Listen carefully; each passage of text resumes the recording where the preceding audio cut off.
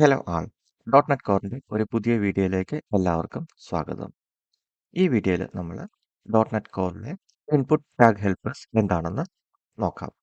നമുക്ക് നമ്മുടെ entity framework കോറിൽ നമ്മളുടെ ടെക്സ്റ്റ് ബോക്സും നമ്മളുടെ മോഡലുമായിട്ട് ബൈൻഡ് ചെയ്യുന്നതിനായിട്ടാണ് നമ്മൾ മെയിനായിട്ട് ഇൻപുട്ട് ടാഗ് ഹെൽപ്പേഴ്സ് നമ്മൾ യൂസ് ചെയ്യുന്നത്.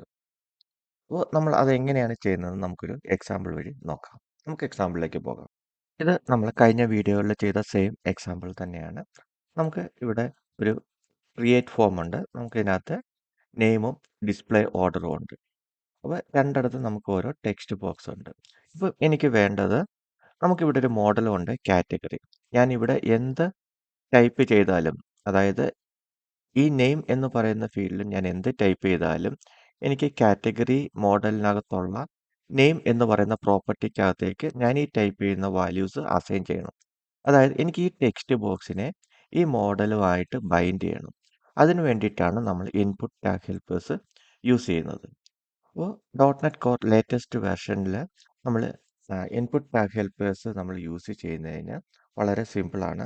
നമുക്ക് ASP-4 കൊടുത്തിട്ട് നമുക്ക് നമ്മളുടെ മോഡൽ ഏതാണോ അത് നമുക്ക് പറഞ്ഞു കൊടുത്താൽ മതി. ഈക്വൽ ടു നമുക്ക് ഈ നെയിം എന്ന് പറയുന്നതിന് കറസ്പോണ്ടിങ് ആയിട്ട് നമ്മളുടെ മോഡലിനകത്ത് ഏതാണ് നെയിം എന്ന് തന്നെയാണ്. അപ്പോൾ ഈ പ്രോപ്പർട്ടി നമുക്ക് ഈ ടെക്സ്റ്റ് ബോക്സിന് കൊടുത്താൽ മതി. അപ്പം ഈ ടെക്സ്റ്റ് ബോക്സിൽ നമ്മൾ എന്ത് വാല്യൂ അസൈൻ ചെയ്താലും, നമ്മൾ എന്ത് വാല്യൂ ടൈപ്പ് ചെയ്താലും ഈ കറസ്പോണ്ടിങ് കാറ്റഗറി മോഡലിലെ നെയിം എന്ന പ്രോപ്പർട്ടിക്കകത്തേക്ക് ആ വാല്യൂ അത് അസൈൻ ആവും. അപ്പോൾ നമ്മൾ ഈ ഇൻപുട്ട് ഹെൽപ്പർ കൊടുക്കുമ്പോൾ നമുക്ക് വേറൊരു കാര്യം ശ്രദ്ധിക്കേണ്ടത്, നമുക്ക് ഈ ടെക്സ്റ്റ് എന്ന് പറയുന്ന പ്രോപ്പർട്ടി ഇനി ആവശ്യമില്ല. കാരണം എന്താണെന്ന് വെച്ച് കഴിഞ്ഞാൽ ASP-4 എന്ന് പറഞ്ഞു കഴിഞ്ഞാൽ ഈ ഇൻപുട്ട് ടെക്സ്റ്റിനെ ഒരു ടെക്സ്റ്റ് ഫീൽഡായിട്ട് കൺവേർട്ട് ചെയ്യുന്നുണ്ട്. അതുകൊണ്ട് നമ്മൾ ആ ഇൻപുട്ട് ടെക്സ്റ്റ് എന്ന് പറയുന്ന ഫീൽഡിൽ പ്രോപ്പർട്ടി ഒന്നും കൂടെ കൊടുക്കേണ്ട കാര്യം ഇല്ല. ഓക്കെ. അപ്പോൾ നമ്മളിവിടെ ഇൻപുട്ടിന് നമ്മളത് കൊടുത്തു. അതുപോലെ തന്നെ നമുക്ക് നമ്മളുടെ ലേബലിനും നമുക്കത് കൊടുക്കാവുന്നതാണ്.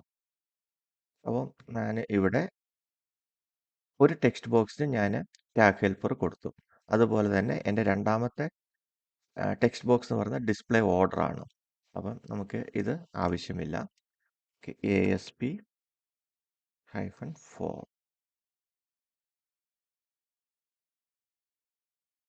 ഈക്വൽ ടു ഇവിടുത്തെ ഒരു അഡ്വാൻറ്റേജ്, നമ്മളിപ്പം ഡബിൾ കോട്ട്സ് കൊടുക്കുമ്പം തന്നെ നമ്മൾ പ്രോപ്പർട്ടീസ് ഏതൊക്കെയാണ് നമുക്കത് കിട്ടും. നമ്മൾ ആദ്യത്തെ ടെക്സ്റ്റ് ബോക്സിന് നമ്മൾ നെയിം പ്രോപ്പർട്ടി കൊടുത്തു. ഇനി ഇത് ഡിസ്പ്ലേ ഓർഡർ ആണ്. അപ്പം നമ്മളുടെ മോഡലിലെ പ്രോപ്പർട്ടി ഏതാണ്? Display order. ഇത് കാറ്റഗറി എന്ന് പറയുന്ന മോഡൽ തന്നെയാണ്. കാറ്റഗറിയിൽ മോഡലിൽ ഡിസ്പ്ലേ ഓർഡർ എന്ന് പറയുന്ന പ്രോപ്പർട്ടിയാണ് എനിക്കിവിടെ കൊടുക്കുന്നത്. അപ്പം ഡിസ്പ്ലേ ഓർഡറിനകത്ത് ഞാൻ എന്ത് ടൈപ്പ് ചെയ്താലും അത് നമ്മളുടെ കാറ്റഗറി മോഡലിലെ ഡിസ്പ്ലേ ഓർഡറുമായിട്ട് അത് ബൈൻഡ് ആയിക്കൊണ്ടിരിക്കും. നമുക്കിതൊന്ന് റൺ ചെയ്ത് നോക്കാം.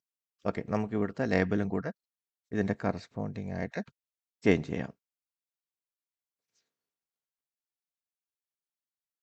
നമുക്കിതൊന്ന് റൺ ചെയ്ത് നോക്കാം.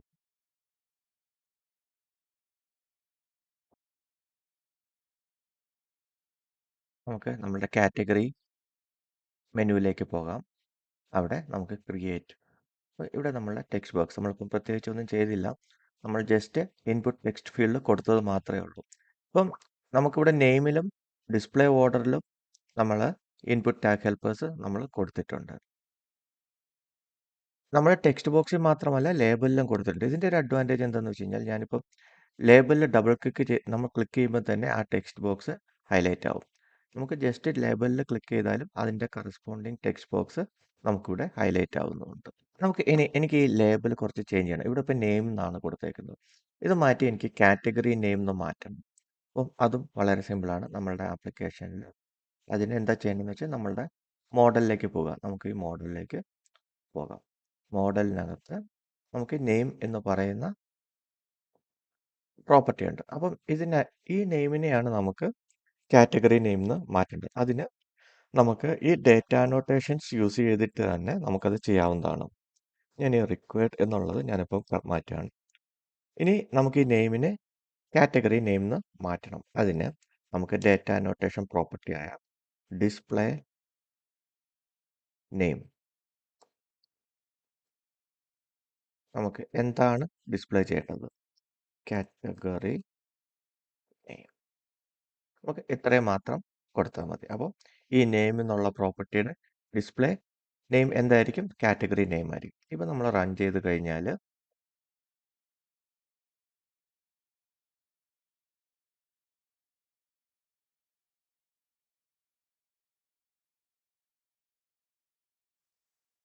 Category create category. നമുക്കിപ്പോഴും ഇവിടെ നെയിം എന്ന് തന്നെയാണ് കൊടുത്തേക്കുന്നത്. നമ്മൾ കൊടുത്ത ചേഞ്ച് ഇവിടെ വന്നിട്ടില്ല. അപ്പം അതെന്താണെന്ന് വെച്ച് കഴിഞ്ഞാൽ നമ്മളെ ലേബലിൽ ഇവിടെ ഹാർഡ് കോഡ് ചെയ്തിട്ടുണ്ട്. അപ്പം മോഡലിൽ കൊടുക്കുന്ന വാല്യൂ ഇവിടെ നമ്മൾ എന്തെങ്കിലും വാല്യൂ കൊടുക്കുകയാണെങ്കിൽ ഇവിടെ കൊടുക്കുന്ന വാല്യൂസ് മാത്രമേ എടുക്കത്തുള്ളൂ. അത് ഇവിടെ ഓവർ റൈറ്റ് ആവും. അപ്പോൾ നമ്മൾ മോഡലിൽ കൊടുത്തേക്കുന്ന വാല്യൂ തന്നെ വരണമെങ്കിൽ നമുക്കിത് ഡിലീറ്റ് ചെയ്ത് കളയാം. ഇനി നമുക്കത് റിഫ്രഷ് ചെയ്താൽ